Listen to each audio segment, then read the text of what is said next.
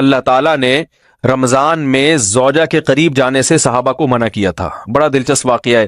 رمضان کی راتوں میں بھی زوجہ کے قریب جانے سے منع کیا تھا. ایک صحابی تھے، وہ رات میں کہیں چلے گئے، اب بڑے پریشان ہوئے، رسول اللہ صلی اللہ علیہ وسلم کے پاس آئے، عرض کیا یا رسول اللہ مجھ سے غلطی ہوئی، رمضان کی رات میں نے اپنی زوجہ کے قریب چلا. آپ نے فرمایا کیوں؟ وہ بڑا دلچسپ سا واقعہ ہے، بس بظاہر تھوڑا حیا کے خلاف بھی ہے لیکن اتنا بھی نہیں ہے. وہ کہہ رہے میری زوجہ کہیں پانی بھرنے کے لیے جا رہی تھی، ان کی پنڈلی کھلی تو میری نظر بیوی کی پنڈلی پر پڑی اور میں بس پاگل ہو گیا بیوی کے عشق میں. میں یہ اس لیے بیان کر رہا ہوں کہ جو لوگ نظر کی حفاظت کرتے ہیں وہ بیوی کے عشق میں پاگل ہوتے ہیں. جو دن رات انٹرنیٹ پر پنڈلیاں دیکھتے رہتے ہیں انہیں بیوی کی پنڈلی بھی کیا شکل بھی اچھی نہیں لگتی ان کو. بد نظری کا یہ عذاب ہے، وبال ہے کہ جو اللہ نے گھر میں آپ کے لیے بٹھائی ہے وہ آپ کو اچھی نہیں لگے گی. تو نظر کی حفاظت کیا کرو، اس سے آپ کو اپنی بیوی سے عشق ہوگا، محبت ہوگی. بات آ رہی ہے سمجھ میں؟ تو اب دیکھو کیسا روزے کی حالت ہے. رمضان میں پابندی ہے، اسلام میں حکم تھا جو رمضان میں بیوی سے ہمبستری کرے گا 60 روزے لگاتار رکھنے پڑیں گے. کتنا بڑا جرم، لیکن صحابی سے برداشت نہیں ہوا. صرف زوجہ کے پاؤں پہ نظر پڑی ہے تو وہ کیسے بیوی سے محبت کرتے ہوں گے اور وہ بیوی کے بغیر رہ سکتے ہوں گے. اور آج لوگوں کے فون آتے ہیں ہماری بیگم جس میگے جاتی ہے اتنی خوشی ہے، ایسا اچھا سا فیل ہوتا ہے، ایسا عجیب سا محسوس ہو رہا ہوتا ہے جیسے آزاد ہو گئے. تو میں کہتا ہوں ظاہر ہے اب تمہیں موقع مل گیا کنڈی لگانے کا، ٹھیک ہے نا، اور آنکھ مٹکے کرنے کا، تو خوش تو ہوگے.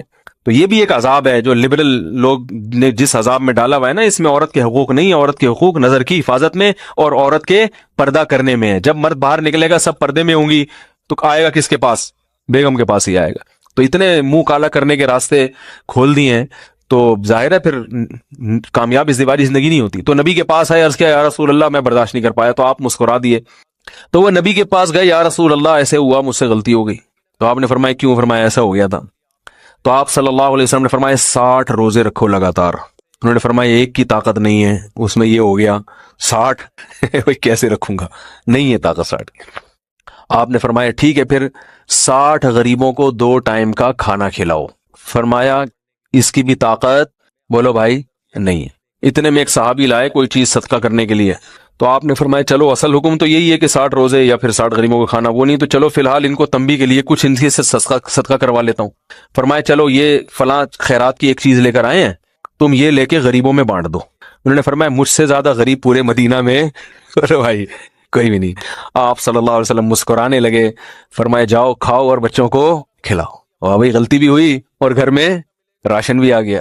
تو اس کے بعد قرآن کی آیت نازل ہوئی کہ احل لکم لیلۃ الصیام الرفث الی نسائکم ہن لباس لکم وانتم لباس لہن علم اللہ انکم کنتم تختانون انفسکم فتاب علیکم وعفى عنکم فالآن باشروہن وابتغوا ما کتب اللہ لکم.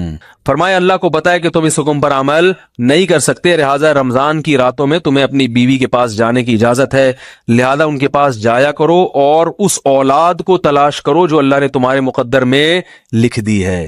قرآن جہاں بھی بیوی سے ریلیشن قائم کرنے کی بات کرتا ہے اولاد کا ذکر لازمی کرتا ہے، یعنی تلاش کرو اس اولاد کو جو اللہ نے تمہارے لیے لکھ دی ہے. ما کتب اللہ لکم، ما کتب اللہ علیکم نہیں ہے. علا کا مطلب تمہارے خلاف، لکم کا مطلب تمہارے فائدے کے لیے. لام عربی میں نفع کے لیے آتا ہے، علا عربی میں ضرر اور نقصان کے لیے آتا ہے. فرمایا یہ نہیں کہ اس اولاد کو تلاش کرو جو بطور پینلٹی کے اللہ نے تمہارے متھے لگا دی ہے، جو اللہ نے تمہارے فائدے کے لیے لکھ دی ہے. اس سے پتہ چلتا ہے اسلام اولاد کی کثرت پہ کس قدر حریص ہے. بات آ رہی ہے اور بھی اس بارے میں آیتیں ہیں قرآن مجید کی، مگر میں اب زیادہ تفصیل میں نہیں جاؤں گا. کچھ آیتیں رہ گئی ہیں، کچھ احادیث رہ گئی ہیں، تو وہ انشاءاللہ پھر اگلے